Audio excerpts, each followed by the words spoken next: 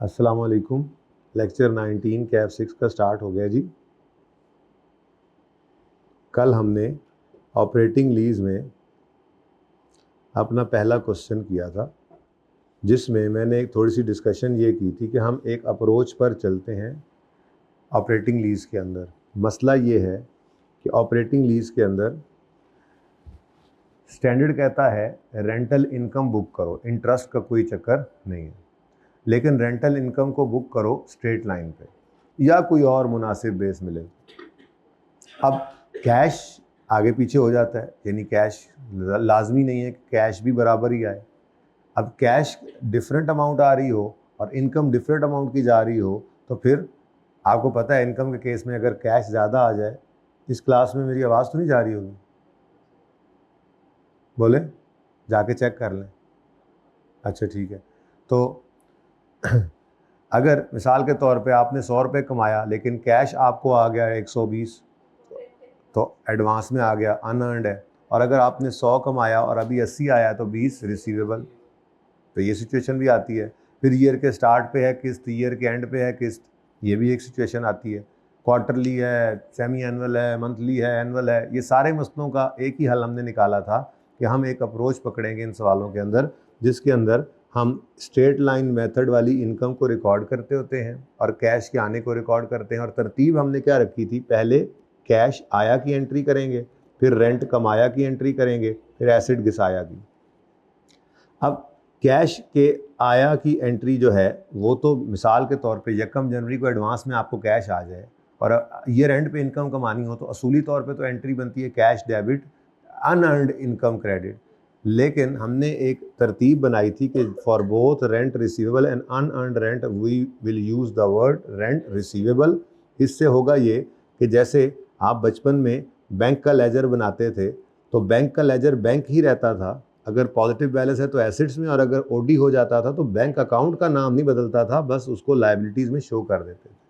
तो इससे हमें फ़ायदा ये हो जाएगा कि ईयर एंड के ऊपर हम जब ये लेजर बना लेंगे तो कैश आया की एंट्री भी इसी रिसीवेबल में और इनकम रेंट कमाया की एंट्री भी इसी में, तो यहीं से हमें बैलेंसिंग फिगर मिल जाया करेगी, जिसको हम बैलेंस शीट में शो कर देंगे। अगर लायबिलिटी साइड पे आए तो अनअर्नड है, अगर एसेट साइड पे आ जाए तो क्लोजिंग बैलेंस वो रिसीवेबल बन जाता है। ठीक है, तो ये एक अप्रोच थी। पिछला लेक्चर जिनका मिस हो गया किसी वजह से, लेट आने की वजह से, लेक्चर जो आज फिजिकल में आ गए, उनको थोड़ा सा ये मसला आएगा कि बच्चे बड़े उन्होंने लेक्चर लिया हुआ है, बड़े रिलैक्स होकर इस चीज़ के ऊपर पहुंच चुके हैं, आपको थोड़ा सा मसला आ रहा होगा उस पर, लेकिन होपफुली इसी लेक्चर में ही आपका ये मसला भी हल हो जाएगा।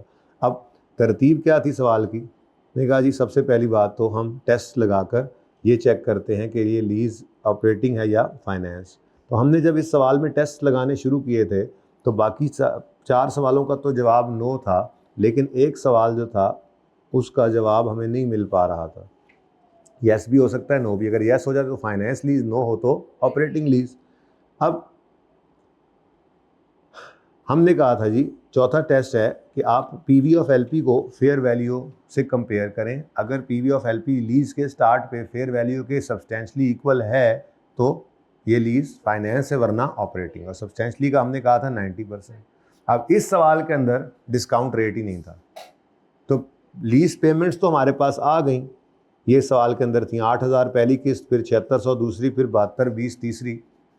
लीज पेमेंट्स तो थी, लेकिन इनकी प्रेजेंट वैल्यू निकालने के लिए डिस्काउंट रेट नहीं था। इधर देख लो ना आप, फिर बाद में चले जाना। 42 48 पे नज़र भी आ रहा है ऊपर। खैर चलो छोड़ें अब। तो हमारे पास लीज पेमेंट्स तो थी लेकिन डिस्काउंट रेट नहीं था जिससे हम प्रेजेंट वैल्यू निकाल सकते। तो फिर इसलिए हमें मजबूरन लीज पेमेंट्स को ही पकड़कर जो है वो डिवाइड करना पड़ा फेयर वैल्यू पे। अब हमने कहा जी अगर लीज पेमेंट को फेयर वैल्यू से डिवाइड करने पर आंसर 76% आ रहा है, तो present value of lease payment तो इस 22 से भी कम आना है, तो वो तो और नीचे ले आएगा। इसका मतलब फिर PV of LP fair value के सब्सटेंशली इक्वल हो ही नहीं सकती। ठीक है, तो इस वजह से इसका आंसर भी नो आया था। तो पांचों के नो आने पर हमने कहा था ये क्या बन गई, ऑपरेटिंग लीज। अब ऑपरेटिंग लीज में हमने वर्किंग वन यही की थी, तीनों किराए इस तरह से लिखे थे, इसको डिवाइड किया था 3 से और स्ट्रेट लाइन वाली इनकम बना ली। अब ये कैश आया था 8,000 1 जनवरी पे, फिर 31 नवंबर पे रेंट कमाया और फिर एसेट घिसाया डेप्रिसिएशन। ठीक है, हाँ, सवाल में आईडीसी भी थी, बड़ा इंपॉर्टेंट पॉइंट था, लेकिन चूंकि वो आज वाले सवाल में इंशाल्लाह नहीं होगी, इसलिए आप पिछले लेक्चर में ही देखिएगा जिन 2 बच्चों के लेक्चर्स रहते हैं, ठीक है। आईडीसी हमने ऑपरेटिंग लीज, लेसर की ऑपरेटिंग लीज में कल पढ़ ली बीच में, ठीक है। तो कैश आया चाहे पहले दिन चाहे आखिरी दिन, एंट्री हमेशा कैश आया कि पहले करनी है, और करनी भी किसमें है, रेंट रिसीवेबल के लेजर में। ये बहुत आसान अप्रोच है, ये कल जिन्होंने लेक्चर लिया, लेक्चर के एंड तक वो कंफर्टेबल हो गए थे, और फिर घर पे 2 को सवाल करने से और हो गए, और आज तो वो बिल्कुल मोटरवे पे चढ़ जाएगी गाड़ी उनकी ऑपरेटिंग लीज की। लेकिन थोड़ा सा जिन बच्चों का लेक्चर मिस है उनको प्रॉब्लम होगी, लेकिन वो भी पिछला लेक्चर ले लें, शायद इससे भी बेहतर हो ही जाएंगे, तो इंशाल्लाह कमी बेशी जो है वो पूरी हो जाएगी। अब कैश आया की एंट्री भी रेंट रिसीवेबल में, तो एंट्री बनी cash debit rent receivable credit. फिर कमाया की एंट्री भी रेंट रिसीवेबल में, तो entry rent receivable debit income credit, और depreciation debit accumulated depreciation credit, वो डेप्शन पीपीई की रिकॉर्ड करता है, ठीक है। तो ये सादा सी एंट्रीज हैं, और बैलेंस शीट बनाते हुए, और पीएनएल में क्या जाएगा, अगर लेसर की ऑपरेटिंग लीज है तो पीएनएल में क्या जाएगा। अब ये 2 चेहरे मुझे परेशान करते रहेंगे क्लास में, पीएनएल में क्या जाएगा, लेकिन थोड़ी देर इंशाल्लाह उसके बाद सेट हो जाएगा जी। डेप्रिसिएशन और डेप्शन ऑफ पीपीई और रेंटल इनकम, और बैलेंस शीट में क्या जाएगा, पीपीई की बुक वैल्यू और अनअर्न्ड या रिसीवेबल, अनअर्न्ड या रिसीवेबल रेंट आ सकता है, ठीक है। चलो अब 13वां सवाल हम कर रहे हैं जी शुरू। ये सवाल पिछले सवाल से ज़्यादा अच्छा है। उसकी वजह क्या है, उसकी वजह ये है कि ये सेमी एनुअल रेंटल्स वाला है, हमने कल एनुअल वाला किया था, ठीक है। तो ये ज़रा मुश्किल सवाल है, और फिर ज़्यादा दफ़ा ये एंट्री बार बार करनी पड़ेगी। तो एसेट इज़ परचेज ऑन यकम जुलाई 2009 बाय लेसर फॉर 80,000। अब लेसर ने ये एसेट खरीदा है यकम जुलाई पे, तो डेट ऑफ परचेज भी आ गई, तो पहली एंट्री आ जाएगी, भला क्या, PPE debit cash credit. Okay, ये तो लेसर का सवाल है। Date of commencement of lease है यकम जुलाई 9, यूजफुल लाइफ लीज टर्म, और अभी यहाँ पे कहीं लिखा नहीं हुआ लेसर का सवाल है, तो मैं बोल तो रहा हूँ लेसर का सवाल है, मैं जो बोल रहा हूँ लेसर का सवाल है, ठीक है ना। नीचे लिखा हुआ है journal entry in the books of lessor, ठीक है। फिर balance sheet PNL in the books of lessor, फिर नोट्स भी कहाँ पर, ऑफ लेसर। अब लेसर का सवाल हो तो फिर सबसे पहले तो हमें देखना पड़ेगा लीज कौन सी है, ऑपरेटिंग या फाइनेंस।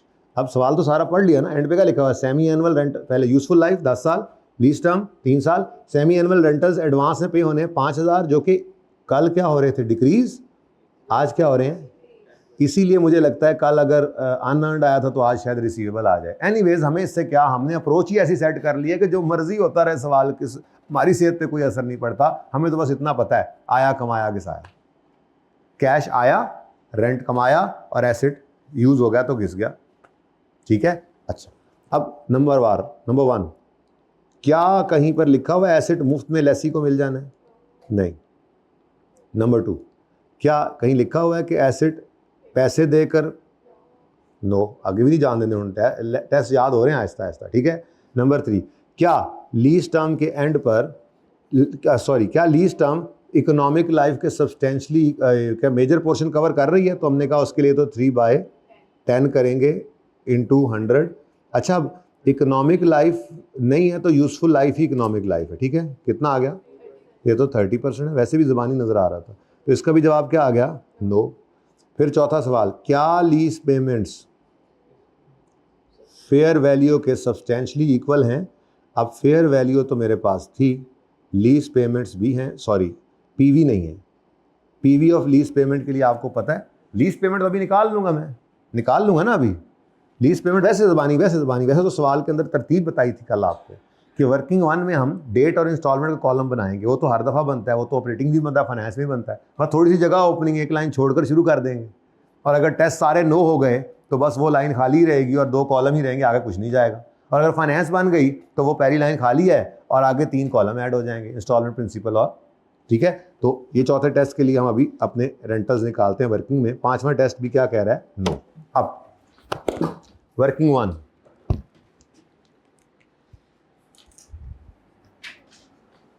वर्किंग नंबर 1 में हमने डेट लिख ली,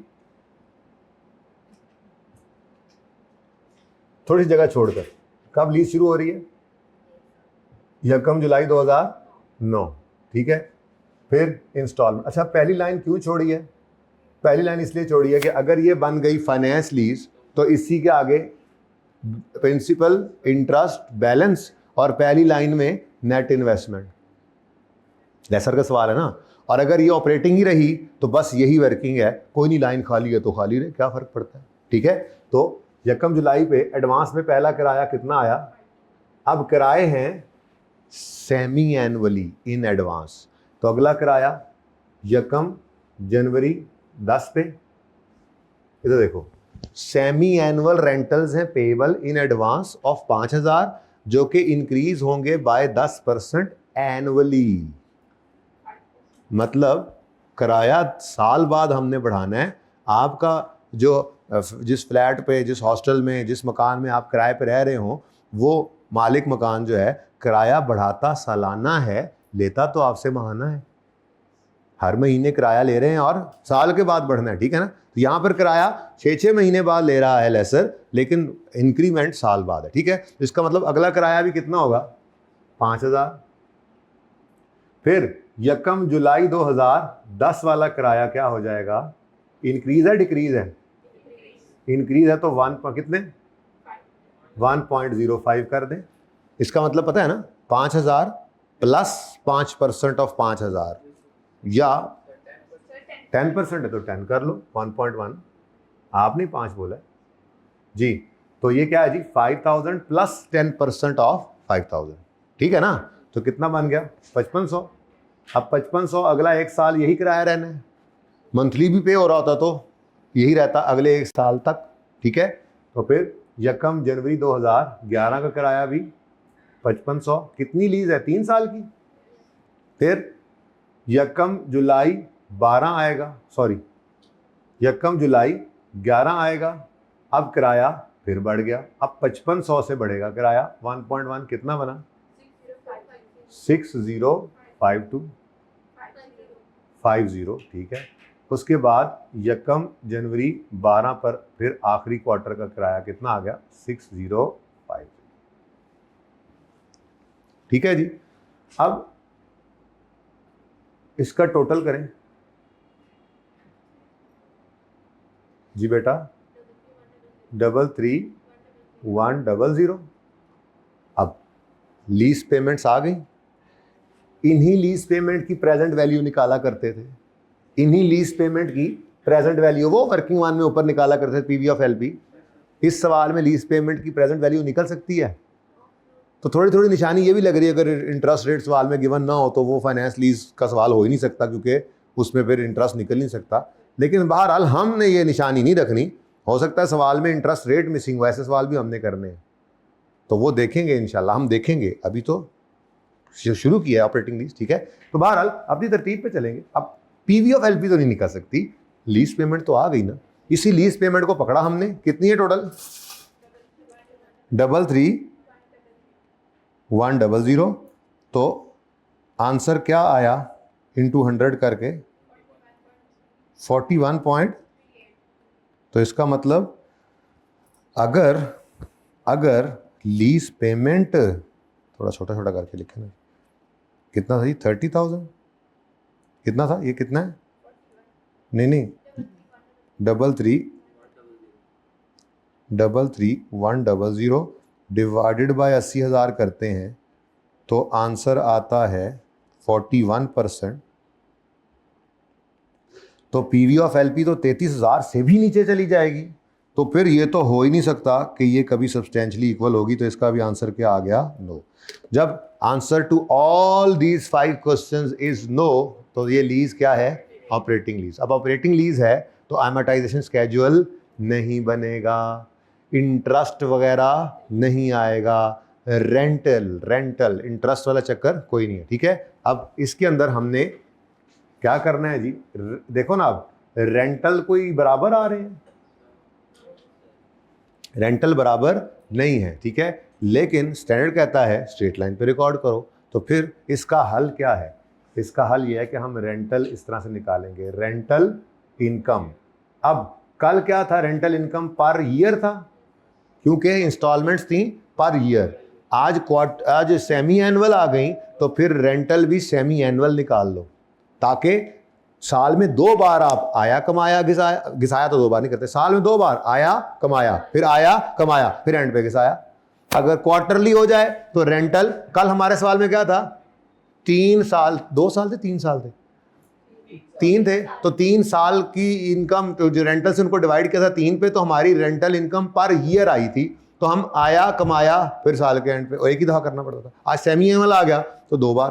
तो फिर जिस तरह से रेंटल्स हैं, आपने रेंटल इनकम भी वैसे ही निकाल लेनी है, तो तरतीब वही रहेगी सवाल की, ठीक है। तो रेंटल इनकम पर 6 मंथ्स, ठीक है,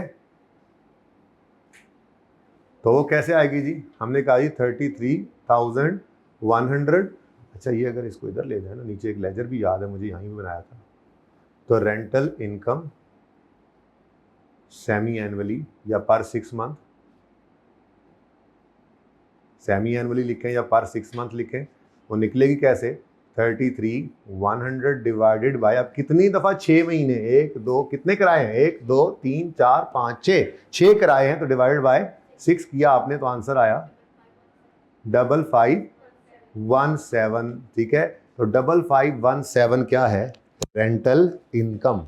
अब कल मैंने यूं लिखा था यहां पर, ये क्या है, कैश आया, बराबर नहीं है, ठीक है, और ये क्या है, रेंट कमाया, ये हमने बराबर रिकॉर्ड कर लिया, ठीक है। वो अलग बात है कि 1 साल के अंदर ये 2 आएंगे, जो तो 6 महीने बाद आ गया ना, ठीक है। तो कल सिर्फ फर्क समझ आ रहा है क्या क्या किया था, कल हमने एनुअल का सवाल किया था, आज ये सेमी एनुअल से कर रहे हैं, ओके। अब आया कमाया, आया कमाया और एंड पे घिसाया, ठीक है। नंबर 2 पीपीई है, ये पीपीई है क्योंकि ऑपरेटिंग लीज में क्या बताया था, लेसर ओ लेसर, एसेट अपनी किताबों में रखो, किताबों से निकालना नहीं है, क्योंकि significant risk and reward transfer, ये इससे 3 साल बाद वापस आएगा, किसी और को लीज पे दे देगा 2 साल के लिए, फिर वहां से आएगा, फिर किसी को 4 साल को दे देगा, फिर वहां से आएगा, किसी को 6 महीने के लिए दे रहा होगा लीज पे, तो एसेट इसी का ही है। तो इसीलिए पीपीई डेबिट पहली एंट्री करेंगे ना, पीपीई डेबिट कैश क्रेडिट, तो फिर पीपीई डेबिट कैश क्रेडिट करेंगे तो उसको किताबों से फिर निकालना नहीं है, वो पीपीई ही है, ठीक है। बस उसको किराए पे दे दिया तो आया कमाया साया। आईडीसी की ट्रीटमेंट कल क्या बताई थी, पीपीई डेबिट कैश क्रेडिट, सादा ऑपरेटिंग लीज के अंदर, लेसर की ऑपरेटिंग लीज के अंदर आईडीसी क्या है, जरूरी खर्चा है, तो वो भी कैपिटलाइज करते हैं। लेकिन एक छोटा सा बीच में ग्लिच था, कैच था, कि एसिड की लाइफ 10 साल है, लीज टर्म 3 साल है, तो एसिड 10 साल पे डेप्सिट हुआ था कल, और आईडीसी 3 साल पे। ये इंशाल्लाह आप कल वाले लेक्चर में देख लेंगे, ठीक है। चलें, खैर इस सवाल में तो आईडीसी था नहीं, पर मैंने फिर भी थोड़ा सा बता दिया। अच्छा जी, अब एसिड खरीदा है जी, PPE debit cash credit, question number 13, अच्छा question 13 page number 49, for the year ended, यहाँ शुरू कर रहा हूँ, हो ही जाएगा मेरे, चलो यार, for the year ended 31 December, year and 31 दिसंबर ही है ना, 31 दिसंबर 2009 है पहला साल हमें, ओके। अब एसिड खरीदा किस दिन, 1 जुलाई 2009 पे। एंट्री क्या करोगे, पीपीई अपनी फेयर वैल्यू से डेबिट होगा, और कैश क्रेडिट कितने से, 80,000 से। अच्छा, अब उसके बाद कैश किस दिन आया, 1 जुलाई 2009 पे कैश आया, 1 जुलाई 9, रेंट कमाया 31 दिसंबर 9, और एसिड घिसाया 31 दिसंबर 9, ठीक है। सोचो जरा, ऐसी होगी एंट्री। मैंने जरा अपनी जगह, पता है आपको छोड़नी होती है, तो मैं 2 एंट्रीज की जगह छोड़ रहा हूं, क्योंकि इसलिए क्योंकि 1 जनवरी अगले साल का सामने आना है ना जब, तो मुझे यहाँ पे आया कमाया की एंट्री करनी पड़ी है, तो मैंने कंपैरिजन के लिए जगह छोड़नी होती है, आपने नहीं छोड़नी, ठीक है। अच्छा, अब यहाँ पे मैं एक एंट्री करूंगा इंशाल्लाह अगले साल, इधर नहीं, अगले साल 1 जनवरी के लिए मैंने आया की जगह छोड़ी है, ये आया, और यहाँ पे आप लिखोगे कमाया, और फिर दोबारा 1 जुलाई 2009, ये हालांकि इस सवाल में तो ये यकम जुलाई 9 के बाद ये एंट्री होनी चाहिए थी ना, पर वो जरा टॉप पे रखी है मैंने। ओके, तो आप नहीं जगह छोड़नी। ओके, परेशान ना हो जाना। अब कैश आया, एंट्री बोलो, कैश आया, cash debit, rent receivable credit. अब ओहो, कितना है वैसे? 5,000। अब मसला क्या है, कैश एडवांस में आए तो असूली तौर पे तो यहाँ पे क्या आना चाहिए था? Unearned rent. तो हमने तो रेंट रिसीवेबल लिख दिया। तो अब ये क्या कर लें, एग्जामिनर को बता दें। एग्जामिनर को बताएंगे कि भाई, कहीं पे नोट डालेंगे कि for both rent receivable and unearned rent I have used the word rent receivable. ठीक है जी, डन। तो ये टॉप पे लिखना भूल गए, बॉटम में नोट डाल दें, कोई मसला नहीं। ओके, डल गया नोट। अच्छा, कैश आया, देन 31 दिसंबर 2009 रेंट कमाया, rent receivable debit, rental income credit, PNL में जो जानी है। अब ये कितनी है? 5517। और उसके बाद आखिर में डेप्रीसिएशन की एंट्री आ जाएगी, डेप्रीसिएशन एक्सपेंस डेबिट। ये पीपीई की डेप्रीसिएशन है, एक्यूमुलेटेड डेप्रीसिएशन क्रेडिट। अब एसेट की कॉस्ट आज वाले सवाल में 80,000 ही है। लाइफ इसकी यूजफुल लाइफ, लेकिन इसको 6/12 करना मत भूलना पहले साल में। इस साल में सिर्फ 6 महीने ये इस्तेमाल किया हमने। बोलो 4,000। ठीक है जी।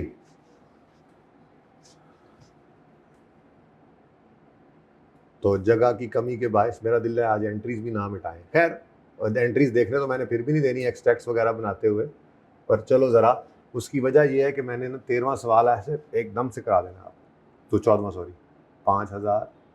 चलो जी, जगह कुछ बन गई, बचत कर करके चल रहे हैं जगह की हम। अच्छा जी, अब ये जनाब हमारा 2009 हो गया। 2010 की जर्नल एंट्रीज अब करनी है, ज़रा ट्राई कर नहीं लेते? अच्छा, जर्नल एंट्रीज के लिए मुझे वो लेजर बनाने की ज़रूरत है रेंट रिसीवेबल का? जर्नल एंट्री के लिए लेजर बनाने की ज़रूरत नहीं है। वो मुझे ज़रूरत पड़ती है जब मैं बैलेंस शीट बना रहा हूँ, तो मुझे अनअर्न्ड है या रिसीवेबल है ये निकालने के लिए एक लेजर बनाना पड़ा था। ठीक है, चलो ज़रा जगह बना ही लिया। हाँ जी, शुरू हो जाए जी, अब जल्दी करें, जल्दी जल्दी जल्दी जल्दी।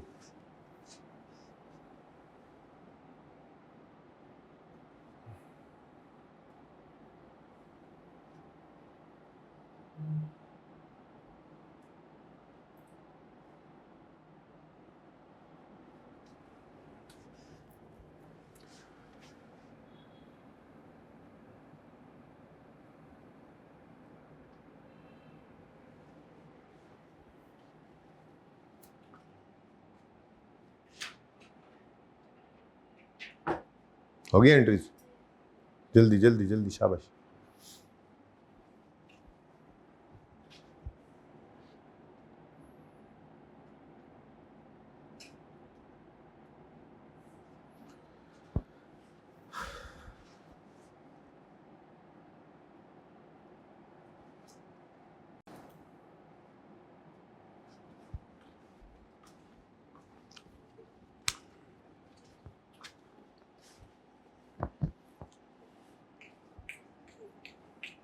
दो साल की एंट्रीज बहुत है। ओके जी, डन।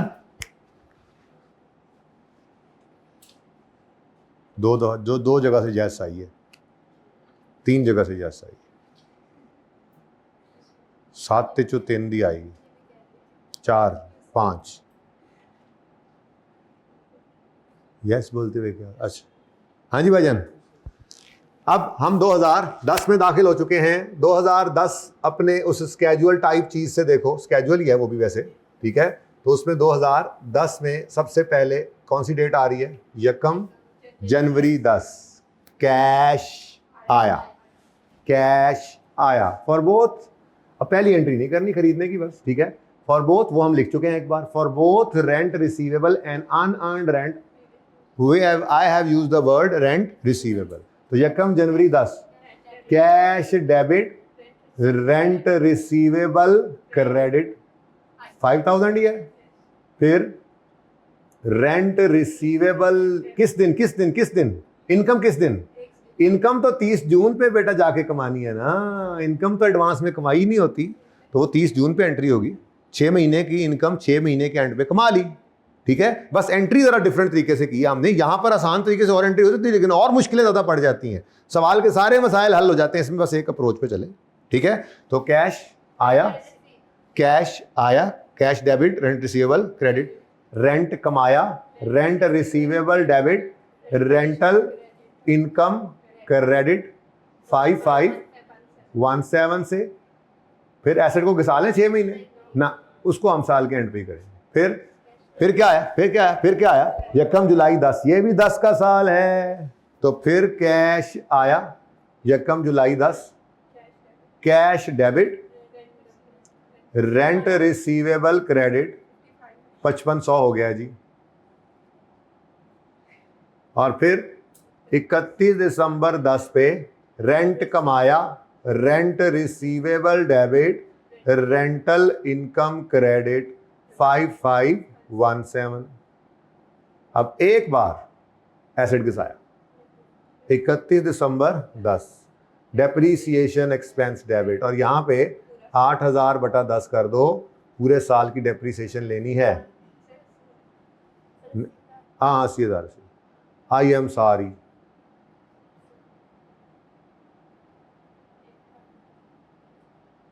अच्छा जी, अब 8000 आ गया एक्यूमुलेटेड डेप्रीसिएशन।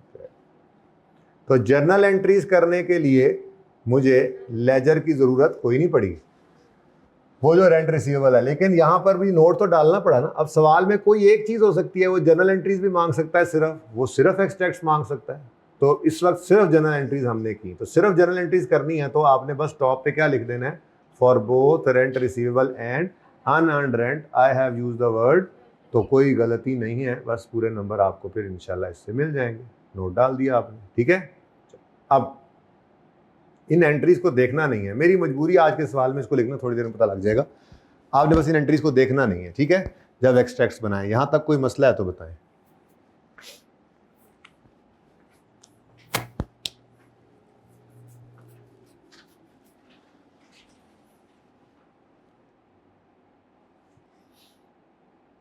अच्छा जी, अब उसके बाद बात कर लेते हैं जी पीएनएल की और बैलेंस शीट की, ठीक है। Company ABC, statement of comprehensive income के एक्सट्रैक्ट्स,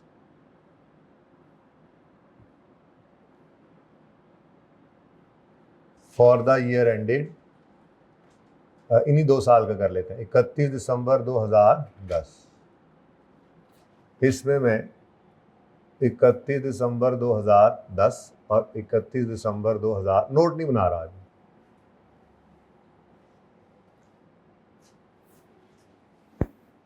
वैसे उसने नोट मांगे तो हुए हैं, लेकिन है ही बड़ा आसान काम, लेकिन चलो 31 दिसंबर 2010 बनाने का दिल कर पड़ा तो बना लेंगे, जगह छोड़ के चलते हैं, और 31 दिसंबर 2009। हाँ जी, लेसर का सवाल है और ऑपरेटिंग लीज है, तो पीएनएल में क्या क्या आएगा, रेंटल इनकम स्ट्रेट लाइन वाली और डेप्रिसिएशन एक्सपेंस पीपीई का, ठीक है। अच्छा, उसके बाद company ABC, statement of financial position के एक्सट्रैक्ट्स भी बना लेते हैं, एज ऑन 31 दिसंबर 2010, तो 2010 और उसका कंपैरेटिव 2009 बना लेते हैं। अब इसमें क्या आएगा जी बैलेंस शीट में, नॉन करंट एसेट्स में प्रॉपर्टी प्लांट एंड इक्विपमेंट ने आना है, और करंट एसेट या करंट लायबिलिटी अभी पता नहीं है, तो लेजर बनाना पड़ेगा, ठीक है जी। अब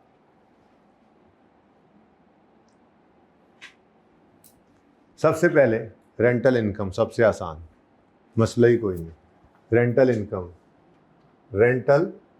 इनकम 2009 में 5517 आ जाएगी, ठीक है। और अनअर्न्ड या रिसीवेबल निकालना है रेंटल का, तो उसके लिए वर्किंग आपको करना पड़ेगी। यहाँ करूँ वर्किंग, कोशिश पूरी हो जाए शायद।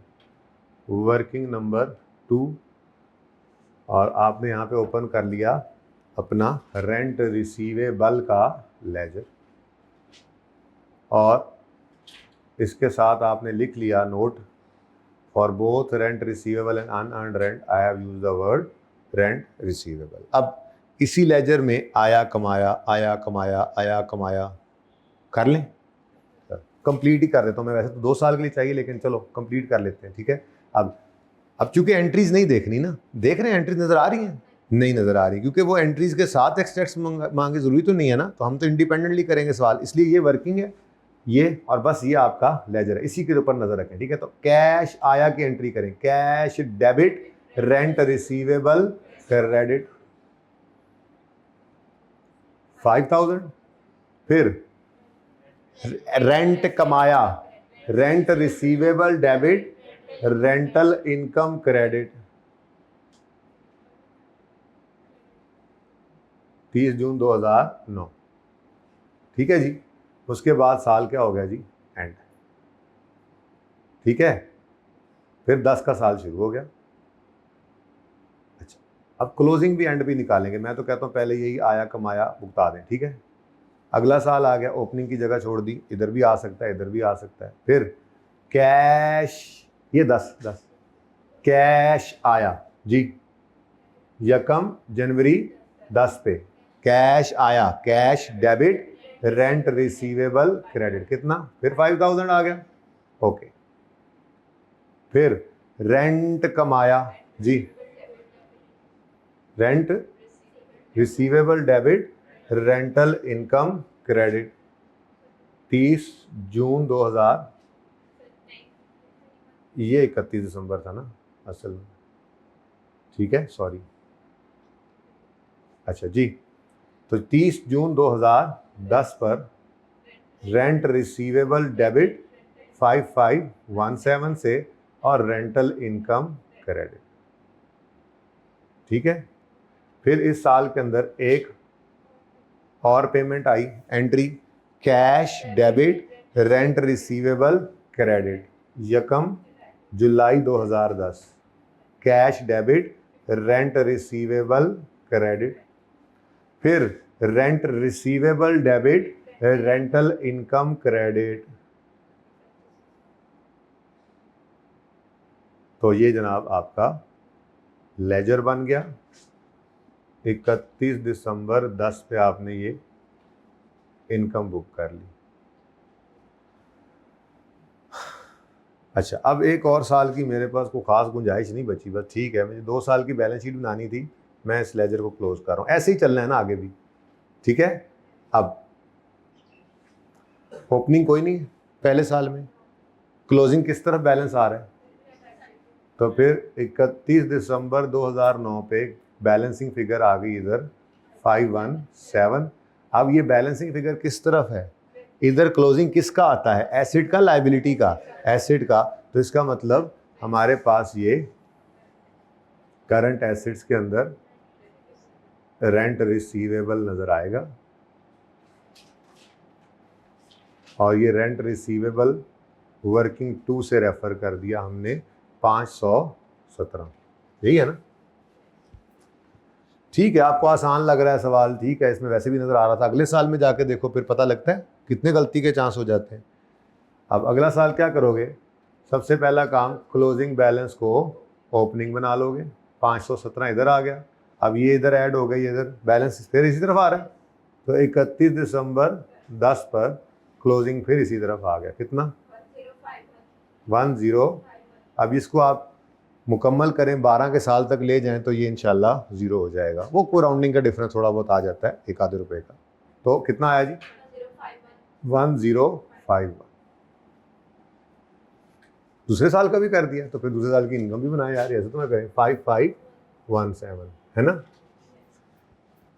नहीं नहीं, ये सेमी एनुअल है 5517, 5,517 इंटू 2 कर दें, 5,517 इंटू 2 कर दें। ये एक 6 महीने की इनकम है। इस वक्त तो 6 महीने ही थे, इधर तो पूरा साल हो गया। जी बोलो।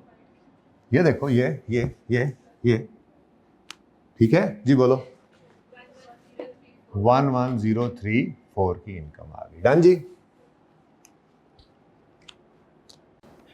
थोड़ा बहुत रिसीवेबल या अर्न्ड भी आ रहा होता है एडजस्टमेंट से। वजह क्या है, उसने कैश दिया डिफरेंट अमाउंट्स का लेसी ने, लेकिन हमें IFRS 16 ने कहा नहीं नहीं नहीं नहीं, इनकम तो स्ट्रेट लाइन पे रिकॉर्ड होगी। अब वो कैश और इनकम का फर्क आ जाता है, ज़्यादा कमी रिसीवेबल या अनअर्न्ड, तो वो ऑटोमेटिकली इस लेजर से निकल आएगी। ठीक है।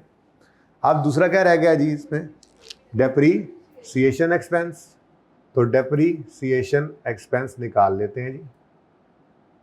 पहले साल के अंदर डेप्रीसिएशन, ये तो नज़र नहीं आ रहा ना आपको, कॉस्ट पकड़े जी एसिड की 80,000 था, 80,000 डिवाइडेड बाय 10, लेकिन इसको 6/12 किया, 4,000 की डेप्रीसिएशन आ गई।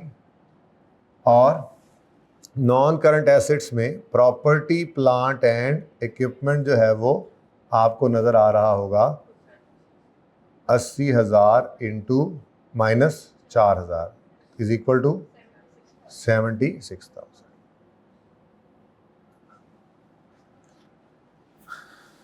ठीक है जी। फिर जी अगले साल डेप्रीसिएशन 80,000 डिवाइडेड बाय 10 करोगे, कोई फ्रैक्शन नहीं लगेगा। ठीक है। 8,000 की डेप्रीसिएशन आ गई। और बुक वैल्यू अगर आप निकालना चाहें तो 76,000 में से 8,000 माइनस कर दें जी, 68,000 आ गया।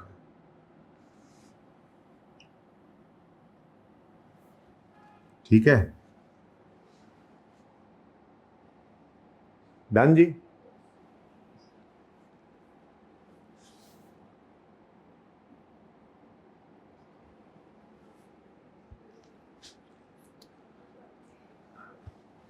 नोट भी कल बनवा दिया था मैंने, ऐसा ही है, बनाने की जरूरत है नोट? अच्छा, नहीं है जरूरत तो चलो ठीक है, कंपनी ABC अब फिर बना लेना घर पे इसको। Notes to the financial statements for the year ended 31 दिसंबर 2010, 10 और 9। तो इसका पहला नोट होता है प्रॉपर्टी प्लांट इक्विपमेंट का, वही जो आप बनाया करते थे। और दूसरा नोट क्या होगा जी, ग्रॉस कैरिंग अमाउंट। चलो थोड़ा सा ऐसी ज़रा फॉर्मेट तो बना दें। तो ओपनिंग एडिशन क्लोजिंग, फिर एक्यूमुलेटेड डेप्रीसिएशन, ओपनिंग डेप्शन क्लोजिंग और बुक वैल्यू। फिर नोट नंबर 2 ऑपरेटिंग लीज, सिर्फ लीज नहीं, अब ये लेसर का सवाल है तो या फाइनेंस है या ऑपरेटिंग है। ऑपरेटिंग लीज आ गई जिसमें 2.1 में आपने अंग्रेजी लिखनी होती थी और 2.2 में मैच्योरिटी एनालिसिस है।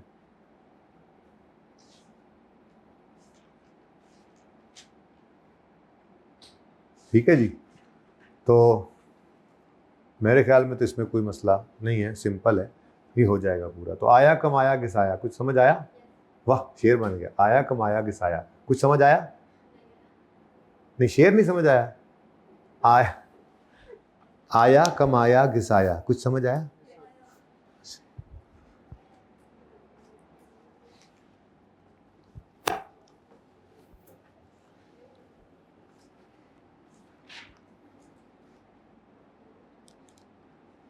यार आमिर भाई, वैसे तो बड़ा चलो ठीक ही लगा हुआ है, अब क्या कर सकते हैं। अच्छा जी, इधर देखें, ये हमारा कौन सा सवाल है?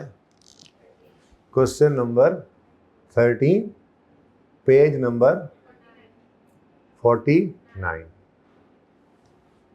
ठीक है।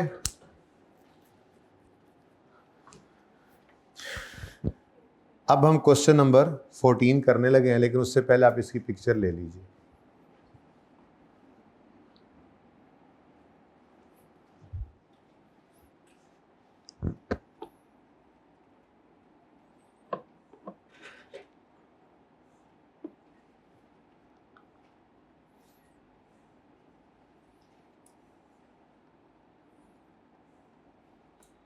डन जी। क्वेश्चन नंबर 14 पढ़िए। कंटिन्यूइंग फ्रॉम क्वेश्चन 13, सब साथ है ना मेरे? कोई मसला इस सवाल में तो नहीं है ना? आगे बढ़ सकता हूं? Continuing from question number 13, assume semi-annual rentals are payable in arrears। मतलब देखो जरा, सवाल नंबर 14 होने लगा है।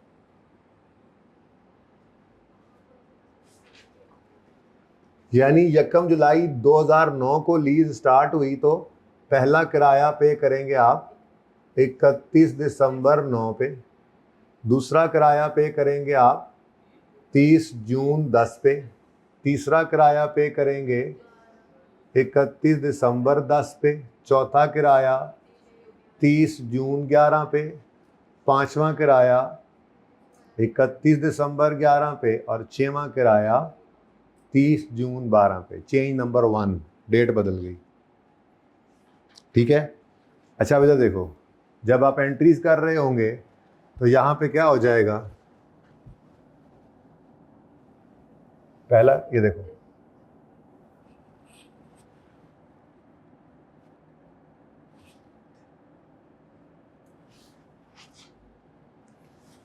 इकतीस दिसंबर 9, 30 जून 10, 31 दिसंबर 10, बस सवाल खत्म। थोड़ा और आगे बढ़े, थोड़ा और आगे बढ़े, इधर आ जाए। 31 दिसंबर 9, फिर वो तो वैसे ही 31 दिसंबर 9 पे था, फिर 30 जून 10, फिर 31 दिसंबर 10। 14 क्वेश्चन इज बस। तो ये फ़ायदा हुआ हमें उसका। हालांकि दिल में ये आ रही थी कि ये रेंट पे, मिसाल के तौर पे किराया है, ये रेंट पे आ रहा है, तो अब कहने वाला कह सकता था तो यार पहले कमाया की एंट्री करो फिर आया की एंट्री करो। हमने कहा हर सवाल में यही बदलते रहेंगे, हम वेले हैं और थोड़ा कुछ पढ़ना है। एक लीज में इतने 7600 कॉन्सेप्ट आ गए हैं, अभी तो हमने और भी बहुत कुछ पढ़ना है। तो हमने तो ऑपरेटिंग लीज, लेसर की ऑपरेटिंग लीज के बारे में बस एक ही जुमला याद रख लिया, आया, कमाया, घिसाया। अब वो आया अगर साल में एक बार तो फिर एक बार आया, एक बार कमाया की एंट्री। अगर साल में 2 बार किराया आ रहा है तो 2 बार कमाया, 2 बार आया, 2 बार कमाया की एंट्री। साल में 4 बार आ जाए क्वार्टरली रेंटल तो 4 बार आया कमाया। अगर 12 दफ़ा आ जाए तो 12 दफ़ा आया कमाया, घिसाया साल में एक ही बार। तो एंट्रीज करते हुए आया की entry cash debit rent receivable credit, कमाया की entry rent receivable debit rental income credit, तो फिर एक नोट डाल दिया एंट्रीज पे भी। बैलेंस शीट में गए तो हमें अनअर्न्ड या रिसीवेबल के लिए लेजर बनाना पड़ा, वो भी रेंट रिसीवेबल का लेजर ही बनाया, उस पर भी यही नोट डाल दिया। ये ऑपरेटिंग लीज। मेरे ख्याल में तो ये ज़्यादा आसान है, मुश्किल है नहीं है, लेकिन सिंपल कर लिया हमने चीज़ों को।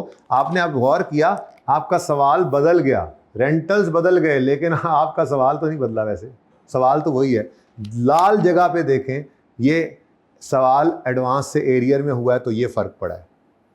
इस तरतीब पे चलने का ये फ़ायदा है। बस अब हमारा हर सवाल ही ऐसे हो जाएगा, वो जैसा मर्जी होता रहे।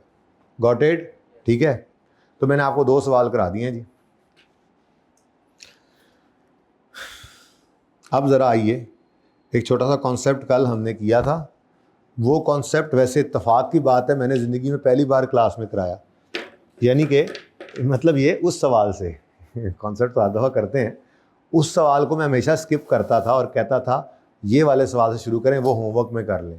अब वो मुझे नहीं पता लगा कि कैसे ऐसा होगा कि मैंने वो सवाल करा दिया। तो दरअसल पहली बार जो सवाल मैं करवाया करता था ना, हमेशा बिल्कुल आखिरी 5-7 मिनट में हमने किया वो सवाल जाते जाते, ताकि फ्रेंच वनीला को ट्राई कर सकें। ठीक है ना? तो फ्रेंच वनीला कैसा रहा? सही रहा? चलो, लीज तैयार हो गया, बस अब डीलर मैन्युफैक्चरर रह गया। इन अगले हफ्ते में वो शुरू करते हैं। मंडे का दिन फिर भी शायद इस पर अभी लगे। आईडीसी अभी इस लेसर की रहती है, फाइनेंस लीज वाली। आईडीसी हमने 2 पढ़ ली हैं। लेसी की नॉर्मल लीज क्या ट्रीटमेंट सीखा हुआ है? Right of use debit cash credit, और डेप्रीशिएट उसको करते हैं जैसे राइट ऑफ यूज डेप्रीशिएट हो रहा है, यानी वो राइट ऑफ यूज का हिस्सा बन गई तो उसके साथ ही खत्म हो जाती है। फिर हमने कल पढ़ा लेसर की ऑपरेटिंग लीज में एंट्री क्या पढ़ाई? आईडीसी की PPE डेबिट, कैश क्रेडिट, ये आप लोगों के लिए नई चीज़, ठीक है। अब अगली बात, चूंकि ऑपरेटिंग लीज है तो मतलब ही यही है कि एसेट तो कई साल हमारे पास रहना है, लेकिन लीज पे सिर्फ थोड़े अरसे के लिए गया है, नजर भी आ रहा है। तो अब एसेट ने अपनी यूजफुल लाइफ पे डेप्सिट होना है, लेकिन आईडीसी ने लीज टर्म पे, वो इससे वापस आएगा, अगली लीज पे जाएगा, अगली लीज के हिसाब से आईडीसी पे होगी और अगली लीज टर्म पे अगली आईडीसी को, तो इस तरह से चलेगा इंशाल्लाह, ठीक है। बहरहाल इसका ट्रीटमेंट क्या है, PPE डेबिट, कैश क्रेडिट, और डेप्रिशिएट करेंगे इस आईडीसी को, ऑपरेटिंग लीज लेसर वाली आईडीसी को, ओवर लीज टर्म, एसेट जबकि यूजफुल लाइफ पे डेप्सिट होगा, ठीक है। तो ये दो आईडीसी हमने पढ़ ली है। तीसरी मेन आईडीसी जो हमने पढ़नी है मेन, वो है लेसर की, फाइनेंस लीज वाली। जब ये पढ़ लेंगे तो फिर बस कहानी खत्म हो जाएगी, बाकी बहुत आसान है जो एक दो जगह पे रह जाती है, ठीक है ना। लेकिन वो क्यों बिट्स एंड पीसेस में कराया जा रहा है, ताकि एक पक्का हो जाए, हजम हो जाए। अब कल वो भाईजान पता है, वो देखो ना, वो पीछे बैठे, वो पता है ये कह रहे थे आईडीसी और लेसी मुझे भूल गया, कह रहे थे ना, कहा नहीं था इसने ज़बाने हाल से, लेकिन जब मैंने पूछा आईडीसी लेसी की आईडीसी क्या ट्रीटमेंट है, तो चुप करके बैठा। तो फिर अब याद करके आगे चलना है ना। आईडीसी तो एक दिन में, आधे घंटे में सारी पढ़ाई जा सकती है, पर पढ़ाई नहीं, पढ़ाना तो नहीं ना है, आप लोगों को याद भी तो कराना है ना, आहिस्ता आहिस्ता। अच्छा ले जी, 13वां सवाल ओके है, 14वां सवाल भी ओके है। अच्छा, ये 14वां सवाल आपने ऐसे किया था कि आपने ये सवाल ट्राई किए थे, ठीक है। अब इनमें तो आपने नेचुरली यही काम किया था। अब घर में आप लोगों के दिमागों में ये सवाल अगर किया था तो ये सवाल पैदा हुआ होगा जो मैंने अभी पूछा आपसे, कि पैदा हुआ है सवाल दिल में कि नहीं, क्या कि ये रेंट पर कैश, चलो एडवांस के सवाल में तो समझ आती थी, आपने पहले एडवांस का सवाल करा लिया, एडवांस के सवाल में समझ आती थी, पहले कैश आया फिर रेंट कमाया। लेकिन एरियर के सवाल में तो पहले कमाया कर सकते हैं ना, सेम डे जो है। तो फिर मैंने इसीलिए आपको कहा कि यार हर बार बदलना सोचना मुश्किल है, तो सेम डेट पर जो सी एंट्री पहले कर लें, फर्क क्या पड़ता है। एडवांस के सवाल में तो कैश नहीं पहले होना है, लेकिन एरियर के सवाल में सेम डेट पर आ गए कैश भी और इनकम भी, तो सेम डेट पे एंट्री ऊपर नीचे करने से क्या फर्क पड़ता है। हमारी जिंदगी आसान हो जाएगी अगर हम एक ही तरतीब पे चलेंगे तो, इसलिए फर्क पड़ा ही नहीं। अब सिर्फ यही नहीं, लेसी की एक छोटी वाली लीज है, short term low value asset, इस तरह की लीज आती है। तो लो वैल्यू एसेट की जो लीज है उसकी अकाउंटिंग सेम ऐसे ही होगी, बस फर्क ये होगा कि ये रेंटल इनकम रिकॉर्ड करता है, वो रेंट एक्सपेंस करेगा। इसका अनअर्न्ड रिसीवेबल आता है, उसका पेएबल या प्रीपेड आएगा, तो इसका फ़ायदा उधर भी हो जाएगा। ओके, अच्छा जी, चले तो ये अपना बताएं। अब 10वें 11वें को मसला तो नहीं आया आपको, हैं, क्योंकि वो इकट्ठे नहीं ना किए थे, तो इसलिए शायद ये पता ही नहीं था आपको, ठीक है। मैंने तो जान छुड़ा ली है जी, 2 सवाल इकट्ठे ही करा दिया आपको। चलें जी, अब ऐसा है, कभी कभी यूँ होता है कि लेसर जो है या अपनी मर्जी या नॉर्मली लेसी की रिक्वेस्ट के ऊपर ना वो रेंटल्स मिस कर देता है बीच में से। मतलब 10 साल की लीज़ है तो लेसी कहता है यार अभी भी तो एसेट लीज़ पे लिया है, अभी ये प्लांट है, ये मैं लगाऊंगा, फिर चीज़ें बनाऊंगा, फिर थोड़ा टाइम लगेगा, तो यूँ करो पहला साल या 2 साल किराया मत लो, अगले 8 साल में ले लेना किराया। उसने अपना रिक्वायर्ड रेट ऑफ रिटर्न जो सोचा हुआ है उसने वो कमाना है, वो किराया बढ़ा देगा उस हिसाब से। या यूं भी हो सकता है कि लेसी कह दे अभी पहले 2 किराए ले लो, फिर 1 मिस कर देना, फिर 2 ले लो, फिर 1 मिस कर देना। Anything can happen. तो ये कॉन्सेप्ट कल हमने पढ़ना शुरू किया था, लेकिन बहुत ही छोटू सा सवाल किया था, ना होने के बराबर सवाल, ठीक है। असल में 30th क्वेश्चन था आई थिंक, ये 32 था, तो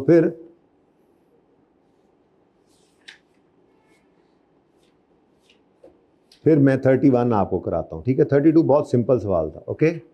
31 पे आता हूँ, क्योंकि इसमें सेम रेंटल है ना, तो एनविटी का फॉर्मूला लगेगा। 32 इसलिए सिंपल है, ये मैं हमेशा होमवर्क में दिया करता था 32। खैर एनीवेज 31 करा के ही देता था होमवर्क में, बट अब तो क्या हो सकता है, अब तो 32 भी होगा, 31 भी करना पड़ना, ठीक है। अ company acquired a plant on lease on यकम जनवरी 2019। पेज नंबर 65 पे हम आ चुके हैं, क्वेश्चन नंबर 31 हम कर रहे हैं। यहीं से ये क्वेश्चन शुरू होते हैं, ये कॉन्सेप्ट वाले क्वेश्चन सेम क्वेश्चंस हैं। ये 31, 32, अगर ये आगे चला तो मैं आगे बताऊंगा। 33 भी है, 34 भी है, इसी का चलेगा भाई, हाँ चलेगा। तो 35 भी है, ठीक है ना। इन सब सवालों में मामला पता है क्या, 35 देखो, यकम जनवरी 15 पे एसेट लीज पे दिया, लीज टर्म कितनी है 4 साल। निशानी बता रहा हूँ इन सवालों की, देखते साथ कैसे पता लगेगा ये वाला मसला आ गया, ठीक है। लीज टर्म क्या है जी 4 साल और 6 सेमी एनुअल इंस्टॉलमेंट्स पे हो रही है। अब 4 साल में सेमी एनुअल तो 8 बनती थी, ये 6 हो रही हैं, तो फिर कोई वही वाली गड़बड़ है। अब ये गड़बड़ शुरू में भी हो सकती है, दरमियान में भी हो सकती है, एंड पे भी हो सकती है, कहीं भी हो सकती है। हमारा असूल हमने कल जो पढ़ा था वही दोबारा पढ़ा रहा हूँ, ठीक है।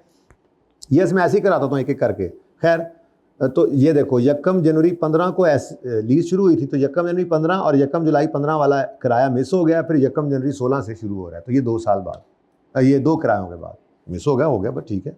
अच्छा 34 में देखो, प्लांट एक्वायर किया इन्होंने लीज पर यकम जुलाई 15 पे, लीज टर्म कितनी है 3 साल और under the agreement 10 quarterly installments.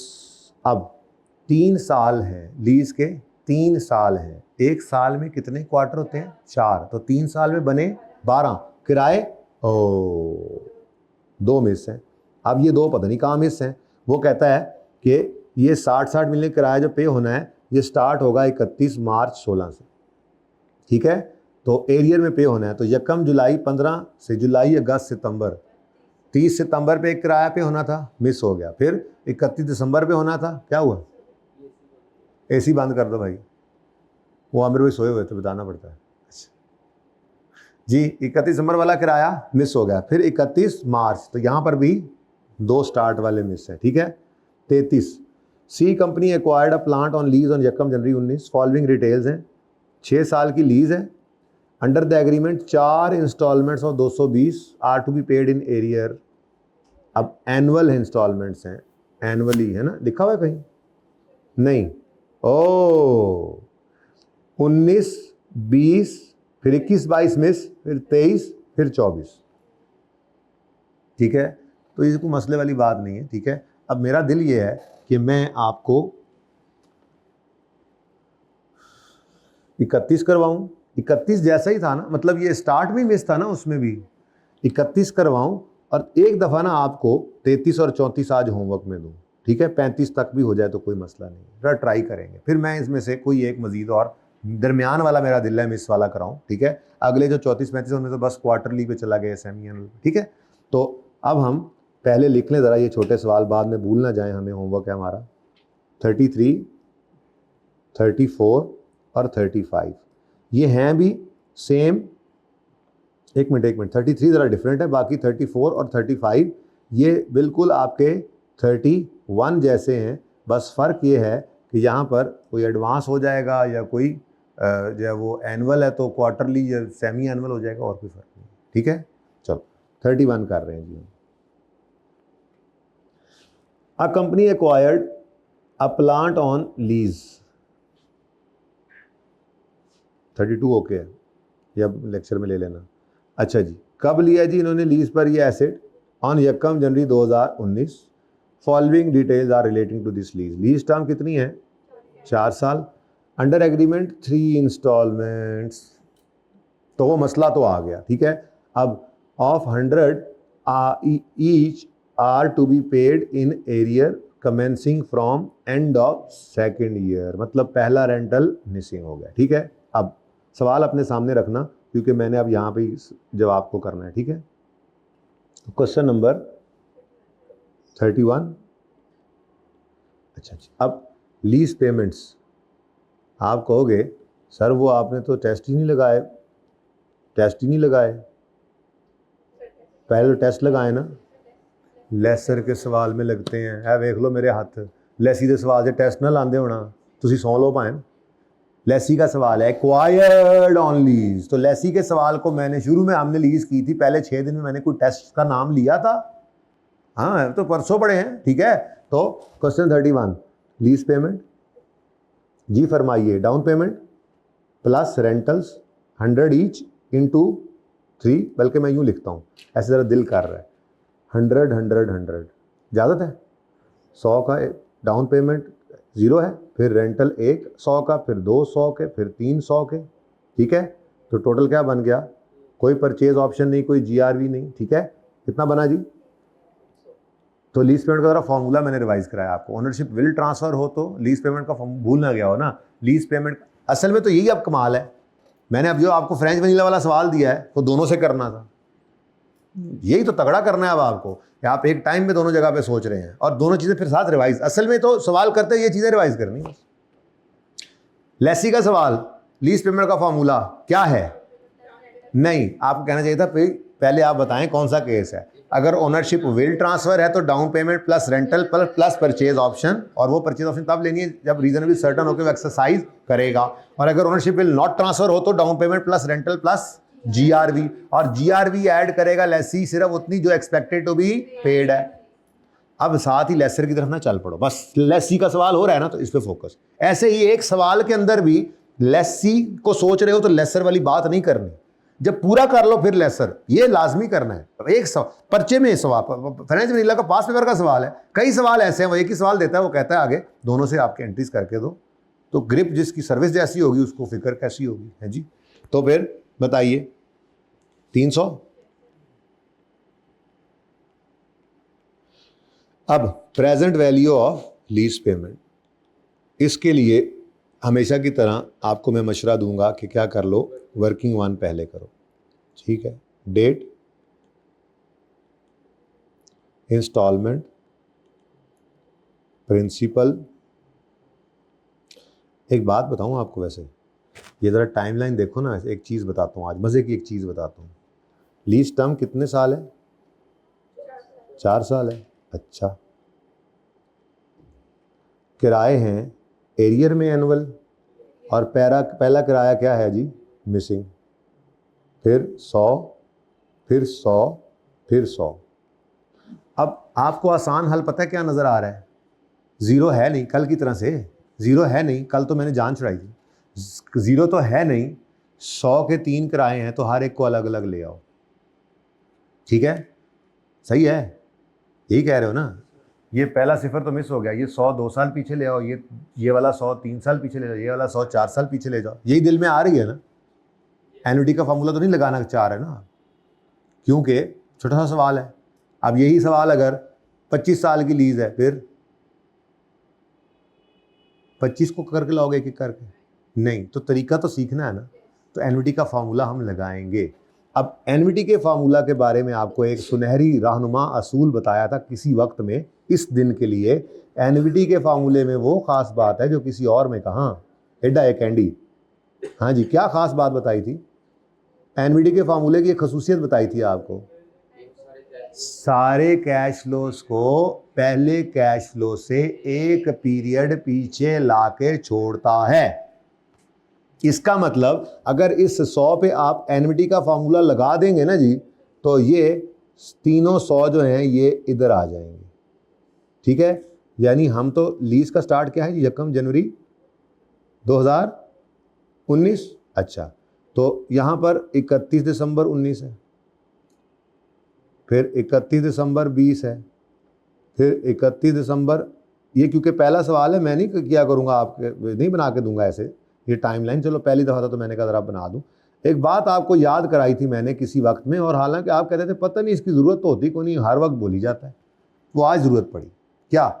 Annuity के फार्मूला की खास बात यह है कि वो सारे कैश फ्लोस को पहले कैश फ्लो से एक पीरियड पीछे, वो पीरियड अगर सालाना कैश फ्लो था तो 1 साल पीछे, अगर हाफ ईयरली है तो 6 महीने पीछे, क्वार्टरली है तो 3 महीने पीछे, मंथली है तो 1 महीने, एक पीरियड पीछे, क्योंकि रेंटल्स तो सेम इंटरवल वाले लेने होते हैं ना, ठीक है। तो ये सारे के सारे कैश फ्लोज यहां पहुंच जाएंगे। आप जरा करके लाओ, फॉर्मूला लगाओ जरा जल्दी से फॉर्मूला लगाओ। 100 इंटू 1, रेट क्या है सवाल में? 10%। 100 टू 1.1 रेज़ टू पावर -3, 3 कराए हैं ना, divide by 0.1 is equal to 240। अब ये 249 क्या प्रेजेंट वैल्यू बन गई है? नहीं ना बनी, इसने अभी 1 साल पीछे आना है। अब इसको क्या कर लो, सिंपल डिस्काउंट करके ले आओ। ये मैंने इसलिए सिखाया, यहाँ पर तो आपका दिल क्या कह रहा है चीख चीख के, अरे यार केड़े रोले च पै गए हो तुसी, छड्डो इदी गल ना सुनो। शैतान आपको कह रहा है बस ना सुनो इसकी बात, जब 100 अलग अलग ही आ जाएंगे 1 मिनट में तो ये किस नए रोले में पड़ गए हो। तो भाई शैतान की बातों में ना आए। मैंने आपको बताया 15, 20, 25, 30, 50 साल की भी लीज हो सकती है होने को, सवाल के अंदर लिख दे। और आपको पता है कि आप एक 2 साल की वर्किंग करके सारा कुछ कर सकते हैं, उससे अपने रेलेवेंट ईयर की एंट्रीज कर सकते हैं, एक्सट्रैक्ट्स बना सकते हैं, तो क्यों नहीं वो कर सकता, वो दे सकता है ना ये, बोलो। तो फिर एक तरीका सीखना ज़रूरी है। तो हमने अपना एन्युटी का फार्मूला यूज़ किया, और एन्युटी के फार्मूले की खास बात क्या है कि वो सारे कैश फ्लोज को पहली पेमेंट से एक पीरियड पीछे लाकर छोड़ता है, ठीक है। तो फिर यार कुछ तो कर दे भाई। अच्छा, उसके बाद अब सिंपल डिस्काउंट करो, इसको क्या आंसर आता है? ये तो गायब हो गया, इसको कुछ हो गया। चलें जी, पार्ट 2 शुरू करना है, लेकिन इधर नहीं ना, ऐसे नहीं ना यार, बात तो किसी बन्ने लगा के शुरू करना है ना।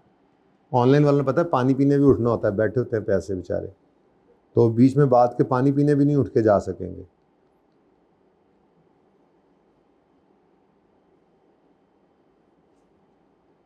लो मेरे बच्चों,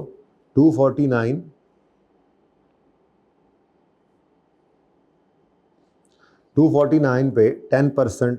अब ये यहाँ पे आपने क्या किया था, ये आपने क्या किया था, 1 माइनस, पहले 100 पकड़ा, उसको क्या किया जी, 1 minus 1.1 raise to power -3 divided by 0.1, तो आपका आंसर आ गया 249। अब इस 249 को आपने क्या करना है जी, 1 इधर ही लिखा, 249 इंटू 1.1 रेज टू पावर 1 साल पीछे, तो आंसर क्या आ गया, 226। तो तरीका सही समझ आ गया, ठीक है। तो इस तरह से हमने क्या कर लेना है जी, ये सवाल करके भाई पार्ट 1 क्लोज करते हैं, फिर थोड़ा सा पार्ट 2 आज छोटा हो जाएगा ज़रा, तो लड़ाई झगड़े में हमारा कुछ टाइम निकल गया ऑनलाइन डिपार्टमेंट से। लेक्चर अपलोड लेट हुआ था ना इन बच्चों का जो फिजिकल में आ गए, आप ऑनलाइन वालों को तो मसला ही कोई नहीं, आपने पहले वो लेक्चर ले लिया अभी। अच्छा जी, अब इधर देखें जी, तो क्या किया जी आपने किया 100 इंटू, अब सवाल में ऐसे करना है ना, 1 minus 1.1 raise to power -3 divided by 0.1।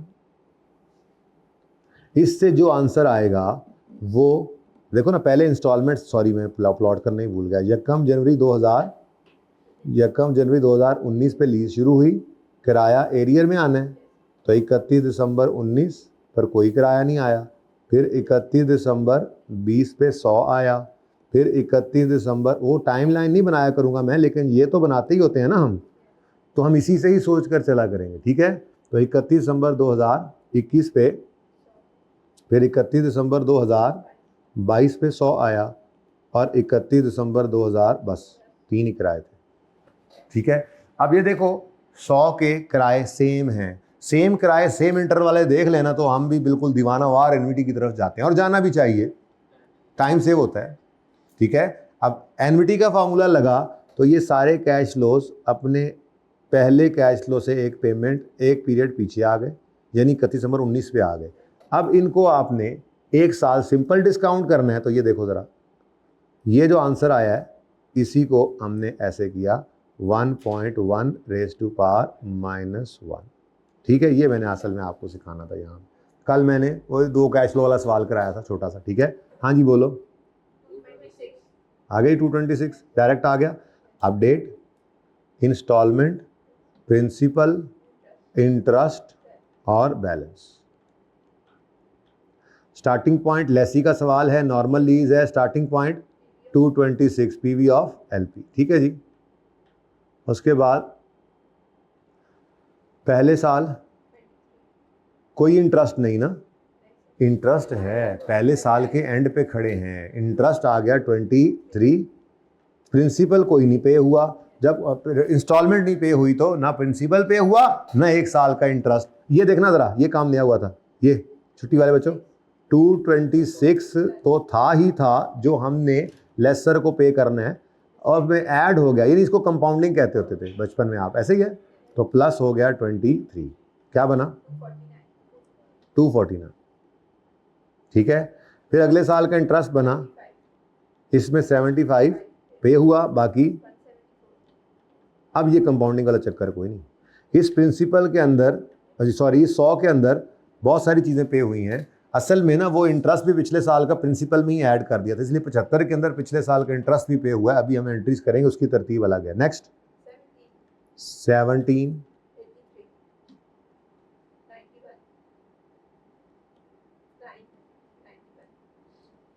ठीक है जी। तो ये जनाब हमने क्वेश्चन 31 का स्केड्यूल बना लिया।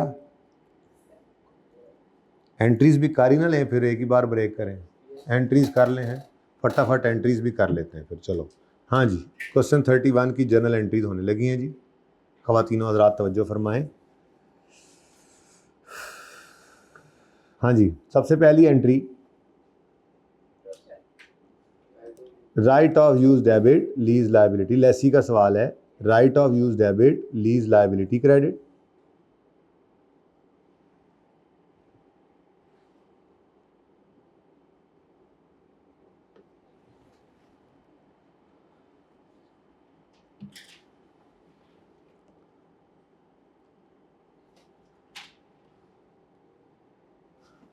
जी, फॉर द ईयर एंडेड 31 दिसंबर 2019। लो जी, पहला साल आ गया। 1 जनवरी 19 पर लीज स्टार्ट हुई है,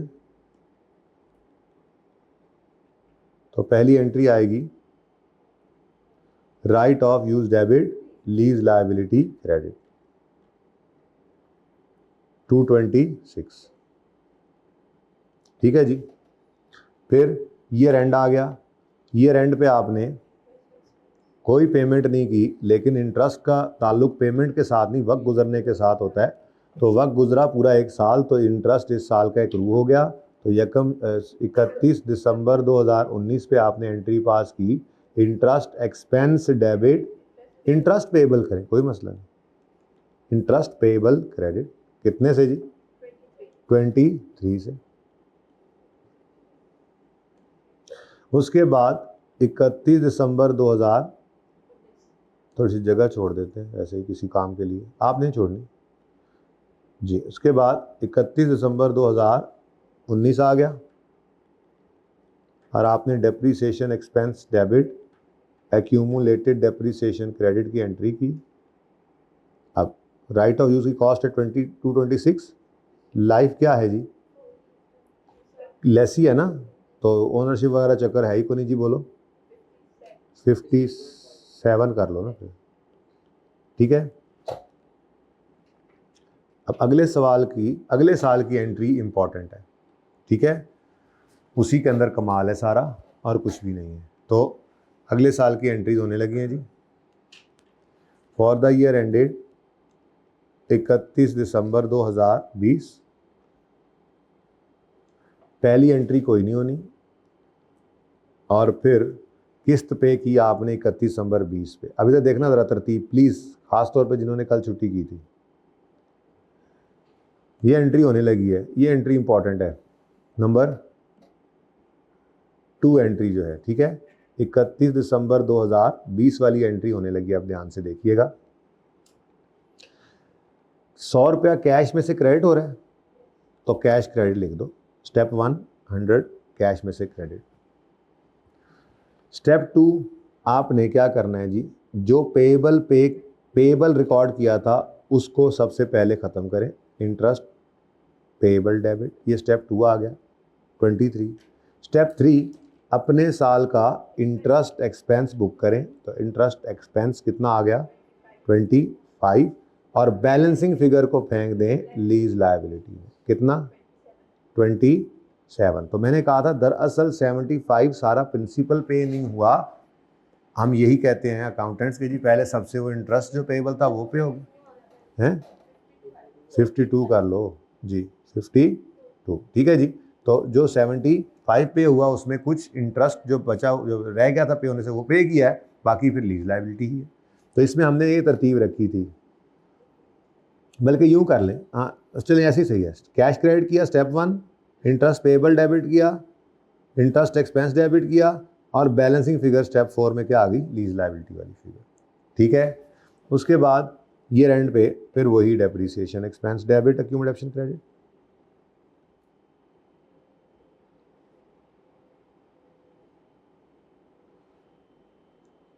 और वो तो स्ट्रेट लाइन वाला काम है। कितनी आ गई जी, 57। अच्छा, अब तीसरे साल की ना एंट्रीज फिर नॉर्मल हो गई हैं, ये जहन में रखना। अच्छा, और अगर मिसाल के तौर पे अगर 1 साल और ऐसा आता कि रेंटल मिस होता तो फिर वही कंपाउंडिंग हो जाती, यानी अगले साल में भी स्केजुअल के अंदर आगे वो ब्रैकेट के अंदर ऐड हो जाता प्रिंसिपल में, और फिर जब उसके बाद पहली पेमेंट होती है तो जितना पेबल खड़ा होता है वो सारा ख़त्म हो जाता है। ठीक है, खैर अभी तो फॉर द ईयर एंडेड 31 दिसंबर 2021 की एंट्री देखें तो पार्ट 2 आज ना आधे घंटे का ही हो सकेगा। ठीक है, 31 दिसंबर 2021 जी। अब वही normal entry, interest tax lease liability पहले लिखना है। ठीक है, सबसे पहले क्या आ रहा है 83 लीज लायबिलिटी डेबिट, कितने से 83 से इंटरेस्ट एक्सपेंस डेबिट और कैश क्रेडिट 100 से। ठीक है जी, और उसके बाद डेप्रीसिएशन है और डेप्रीसिएशन एक्सपेंस डेबिट। तो असल में सिखाना तो आपको था वर्किंग में इसका ट्रीटमेंट जो प्लस हुआ और फिर ये जर्नल एंट्री। ठीक है, अब अगले सवाल आपने ट्राई करने हैं। ओके, 31 ये हो गया, और अब यहाँ पे पार्ट 1 क्लोज करते हैं और फिर पार्ट 2 में मैं आपको फ्रेंच वनीला वाला सवाल कराऊंगा इंशाल्लाह। ठीक है।